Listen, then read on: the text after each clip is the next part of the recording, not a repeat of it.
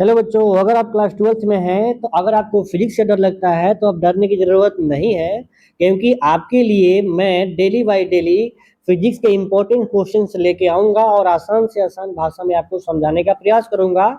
और ये ऐसे सवाल हैं जो इम्पोर्टेंट है और परीक्षा में आ सकते हैं और ये पूछे गए सवाल हैं। देखिए, जैसे मैं आपके लिए एक सवाल लेके आया हूँ कि कूलॉम का नियम निकालिए आपको किस विधि से, तो इलेक्ट्रिक फील्ड इंटेंसिटी का सहारा लेकर के, यानी गॉस के नियम की सहायता से इस कूलॉम का नियम को ज्ञात करना है। ये सवाल है और इस सवाल को मैं बहुत बढ़िया से समझाऊंगा ताकि आपको दिक्कत ना हो। जैसे मैं लिख के लाया हूं, अगर ऐसे परीक्षा में आप लिख देते हैं तो एक भी नंबर आपका नहीं कटेगा। तो बिना समय गंवाए हुए तो चलिए शुरू हो जाइए। ये सवाल क्या है, तो सवाल को पहले देख लीजिएगा। सवाल क्या है आपके सामने मैं लिख रहा हूं कि गॉस के नियम की सहायता से कूलॉम का नियम ज्ञात कीजिए। ये आपका सवाल है।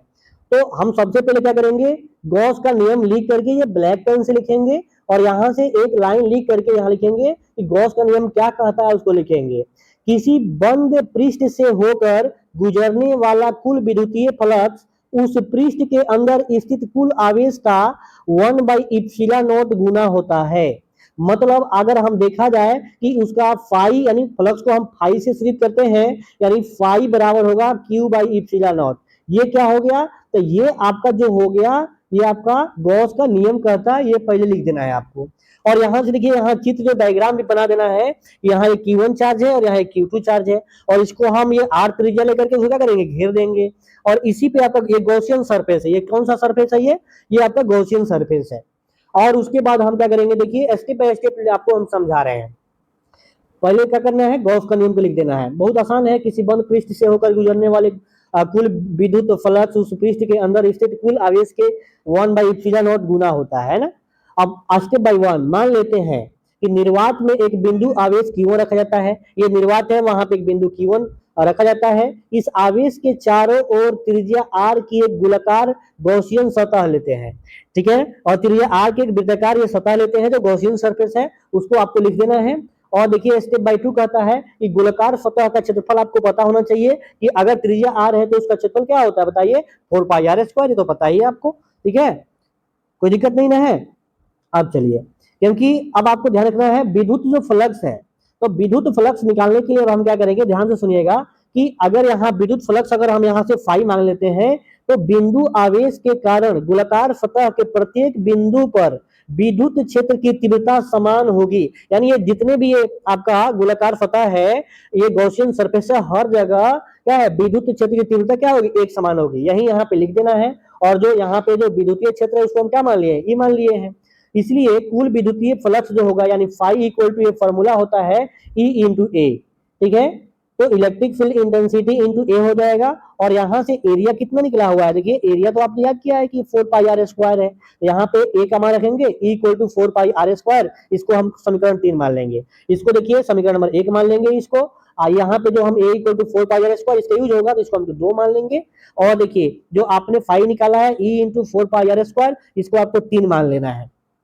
अब गॉस के नियम का हम प्रयोग करके अब हम लोग आपको कूलम्स का नियम निकालने की ओर चलते हैं। तो समीकरण 1 और 3 थोड़ा सा ध्यान देंगे। एक कहाँ है, ए है Q/ε0 फाई बराबर, और यहाँ है phi equal to E into 4πr²। तो समीकरण 1 और 2 से LHS बराबर क्या हो जाएगा, बताइए LHS बराबर है तो RHS बराबर हो जाएगा ना। तो यहाँ से हो जाएगा E इंटू 4πr² बराबर कितना हो जाएगा, ये Q/ε0 हो जाएगा, है ना, कोई दिक्कत नहीं है। अब हम क्या करेंगे, यहाँ से E का मान निकालेंगे। ई यहां से निकाल लेंगे तो ई बराबर कितना हो जाएगा, बताइए ये Q1/4πε0r²। और इसको हम लोग समीकरण नंबर 4 मान लेंगे। आप देखिए आगे, देखिए उसी प्रकार से जब यहाँ चित्र देखोगे तो हम एक इसी क्षेत्र में अब हम Q2 चार्ज रखेंगे और Q2 चार्ज पे हम बल निकालने का प्रयास करेंगे। तो अब क्या करेंगे, अब दूसरे आवेश Q2 पर बल निकालेंगे। तो इस विद्युत क्षेत्र में यदि दूसरा बिंदु आवेश Q2 रखा जाए तो इस पर लगने वाला जो बल क्या होगा, F बराबर Q इंटू ई, एक फॉर्मूला जानते होंगे, लेकिन यहाँ Q2 चार्ज पे निकालना है तो Q2 इंटू ई हो जाएगा। और ई का समीकरण 4 से देखिएगा, समीकरण 4 से ई का मान हम यहाँ पे रख देंगे तो Q1/4πε0r² हो जाएगा। यानी F का मान आ जाएगा 1/4πε0, ये हो जाएगा Q1 Q2/r²। एक बात बताइए, 1/4πε0 यही तो है आपका कूलम का नियतांक। तो ये हो जाएगा आपका, इसको हम मान लेंगे के, F बराबर के Q1 Q2 by R square, ये आ गया आपका कूलम का नियम। तो इतना लिख दीजिएगा तो आपका यहाँ से 3 नंबर कन्फर्म हो गया। ये सवाल 5 नंबर का है लेकिन 3 नंबर कन्फर्म हो गया। अब यहाँ लिख देंगे कि सिद्ध हुआ कि गॉस के नियम से कूलम का नियम इस तरह से प्राप्त हम लोग कर लिए। अब यहाँ से जो निष्कर्ष निकलता है और यहाँ से लिखेंगे एक्सप्लेनेशन लिख देंगे, जो आपके दिमाग में आइडिया है, जो ये थ्योरी कहता है उसको क्या करना है, उस थ्योरी को हमको यहाँ पे लिखना है स्पष्टीकरण में।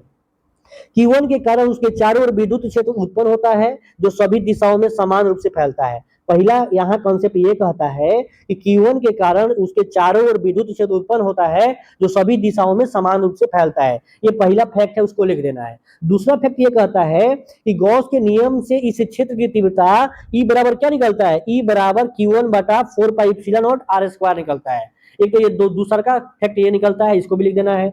तीसरा का फैक्ट आपको ध्यान रखना है, इसी क्षेत्र में रखे दूसरे आवेश Q2 पर बल F बराबर क्या होगा, ये Q2 इंटू E होता है। यहीं से तो हम लोग कूलम स्लो निकालेंगे। तो इससे F बराबर 1/4 pi epsilon nought Q1 Q2 by R square, यहाँ से ये प्राप्त हो जाएगा। यही आपका गॉस आपका कूलम स्लो है। अब कूलम का नियम का फैक्ट क्या कहता है, तो पहला बात यह है कि अगर आपको ये समझ में आता है कि जो फोर्स होता है ये K into Q1 Q2 by R square होता है, तो फोर्स जो होगा Q1 Q2 के समानुपाती होता है गुणनफल के। तो यहाँ लिख दिया है कि जो F डायरेक्टली प्रोपोर्शनल होता है Q1 Q2, यानी बल दोनों आवेशों के गुणनफल के समानुपाती होता है।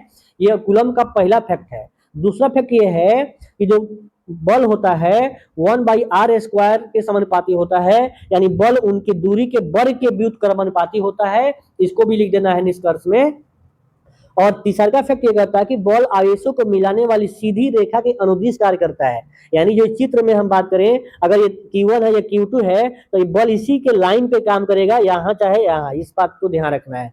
तो ये फैक्ट आपका कूलम का नियम कहता है। चौथा कहता है कि समान चिन्ह के आवेश परस्पर प्रतिकर्षित करते हैं और विपरीत चिन्ह के आवेश परस्पर आकर्षित करते हैं। ये सारी चीज आपको पता है, बस आपको लिख देना है भाषा में, बहुत आसान हो जाएगा। इतना ही लिखना है, ये आपको नहीं लिखना है। और ये आपको महत्वपूर्ण सूत्र है, आपको ध्यान रख लेना है कि गॉस का नियम फाइव बराबर क्या होता है, Q बाई एप्सिलॉन नॉट। परीक्षा में अगर आप यहाँ से शुरू करिएगा ये कूलम गॉस का नियम क्या कहता है, फिर आपको ये चित्र बना करके और ये सारी चीजें जो मैंने बताया उसको लिख दीजिएगा और इसके लास्ट में एक्सप्लेनेशन दे दीजिएगा और इसे कूलम के नियम का जो निष्कर्ष कहता है वो लिख दीजिएगा। 4 निष्कर्ष होता है और इसको लिख दीजिएगा। इतना ही में आपका फुल मार्क्स आएगा, 5 नंबर का आएगा। आप एक कॉपी बनाएंगे, उस कॉपी में इस सवाल को नोट डाउन करेंगे। देखिएगा इस सवाल को आप डेली बाय डेली याद करते हैं, एक समय आएगा या फिजिक्स में अव्वल हो जाइएगा। तो अगर आप चाहते हैं कि फिजिक्स अच्छा हो जाए, केमिस्ट्री अच्छा हो जाए, तो आप कमेंट कर दीजिएगा कि किस किस चैप्टर का आपको क्वेश्चन चाहिए, फिजिक्स का चाहिए कि केमिस्ट्री का चाहिए कि मैथ का चाहिए, चाहे कि बायो का चाहिए कि इंग्लिश का चाहिए। सबका इस आपको चैनल पे सवाल मिलेगा, लॉन्ग क्वेश्चन, शॉर्ट क्वेश्चन, सब। आप जुड़ जाइए इस चैनल से और पढ़ाई करिए। हर तरह से हम प्रयास करेंगे कि आपका मार्क्स बढ़िया आ जाए। तो कैसा लगा ये वीडियो, अच्छा लगा है ना, सवाल अच्छा लगा है ना?